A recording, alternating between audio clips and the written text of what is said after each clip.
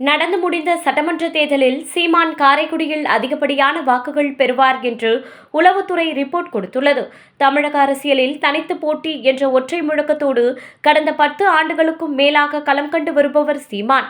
2016 1.1%, 2021 6.5%, 2024 8.2% என ஏறுமுகத்தில் இருக்கும் நாம் தமிழர் கட்சியின் வாக்குகள் தற்போது இந்த தேர்தல் களத்தில் மற்ற கட்சி தலைவர்களை காட்டிலும் அதிகபட்சமாக சுமார் 178 பொதுக்கூட்டங்களில் பேசி தமிழகம் முழுவதும் சூறாவளி பிரச்சாரம் மேற்கொண்டு இருக்கிறார் சீமான்.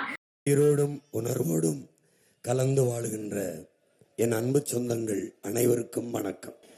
பேரன்புமிக்க என் பெற்றோர்களே, என் உயிருக்கு இனிய என் உடன் பிறந்த காலை தெருமுனை பிரச்சாரம், மாலையில் பிரம்மாண்ட பொதுக்கூட்டம் என அவரது உழைப்பு தொண்டர்களிடையே பெரும் உற்சாகத்தை ஏற்படுத்தியுள்ளது.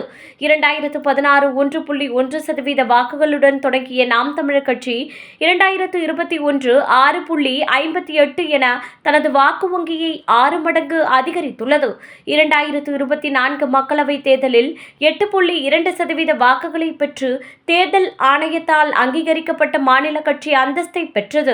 தற்போது 2026 ஏப்ரல் 23 வாக்குப்பதிவு முடிந்துள்ள நிலையில் சீமானின் தீவிர பிரச்சாரத்தாலும் அவர் மேல் மக்கள் கொண்டுள்ள நம்பிக்கையாலும் அவரது கட்சி கொள்கை மேல் மக்களுக்கு உள்ள மதிப்பாலும் 2026 தேர்தல் முடிவில் மக்களிடம் எடுக்கப்பட்ட கருத்து கணிப்பில் காரைக்குடி தாலுகாவின் பகுதியான பாலையூர், சாக்கோட்டை, வானான்வயல், வெள்ளிப்பட்டி, பெரியகோட்டை, களத்தூர், நாட்டுசேரி, ஜெயங்கொண்டான், பூக்குடி, ஆம்பக்குடி, குளப்பாடி, மேலமணக்குடி, கண்டனூர், சிக்கலைக்கோட்டை, செஞ்சை கழனிவாசல், கோவிலூர், அரியக்குடி, இலுப்பைக்குடி, மாத்தூர், சிறுகவயல், பிரம்புவயல், மித்ரவயல், செங்காத்தான்குடி, அமராவதி புதூர் போன்ற பகுதிகளில் எடுக்கப்பட்ட சர்வேயில் நாம் தமிழர் கட்சி தலைவர் சீமான் அவர்கள் அதிகப்படியான வாக்கு வித்தியாசத்தில் வெற்றி பெறுவார் என தெரிவித்துள்ளது.